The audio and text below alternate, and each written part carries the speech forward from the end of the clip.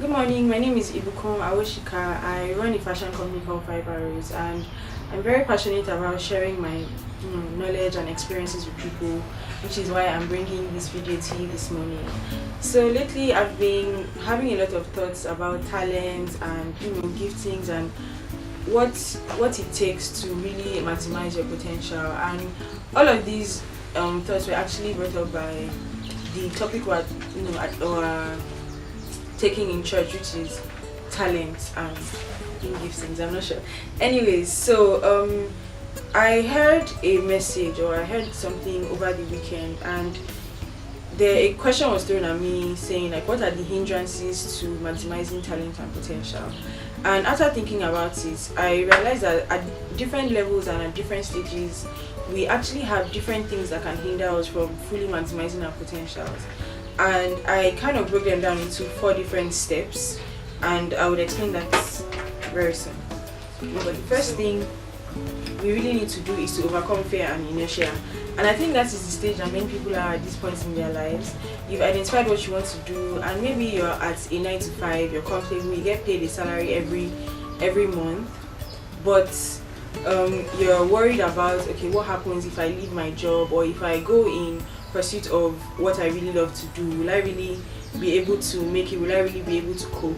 And really, you never know until you try, and that is why I put the first step as overcoming fear and inertia. And inertia is a state of rest, and there's a law of physics that says everything remains in a state of rest until an external force is exerted on it. So once you start, then you've overcome inertia, and it's easier to continue than just being where you are and not having done anything at all. And the next step I would say is after starting, is being patient. And why I would say that is because a lot of people, just start something and they think, oh, okay, now I'm going to blow, I'm going to become famous. But usually it doesn't work that way. Most of the time, you have to be patient, you have to put in a lot of work and sacrifice. And eventually you begin to see your fruits germinating. I mean, it's just like planting a tree and expecting it to start having fruits tomorrow. It doesn't work that way. So the second step is to be patient once you've started. And of course, after a while, when you begin to gain some momentum, I think the next step is to stay hungry. It's very easy to fall into the trap of being lax and just forgetting about, oh, okay, I've arrived and this is just the peak. Well, really, there's never an end to success. There's always another level that you can unlock. It's just like playing a game. I have Candy Crush on my phone, and after getting to a level, I just stopped because and I've been there for maybe weeks or even months now. And that's what happens when you stop being hungry for success, or when you stop being hungry and stop chasing what you really love to do. So I would say the next thing is to stay hungry. And while doing all of these, I think one very important thing is to build character. As you grow up the ladder, it's very easy to get distracted by success and by all the fancy things, but with character, you're able to keep your mind on track. And the last thing I would say is to impact other people. It's very easy to want to just keep our success to ourselves. A lot of people don't want to share their success stories, but the truth is, the more you share your success story, the more you are inspired, and the more people you can inspire.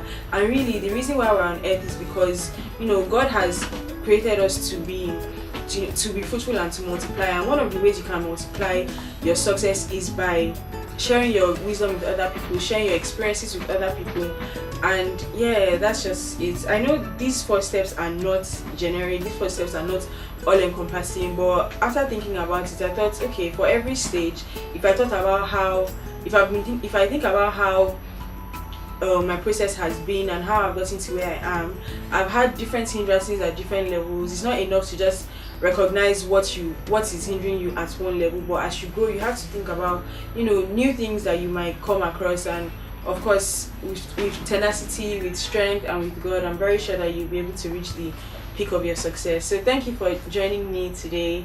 I'm really glad I've made this video to share this with you. Thank you.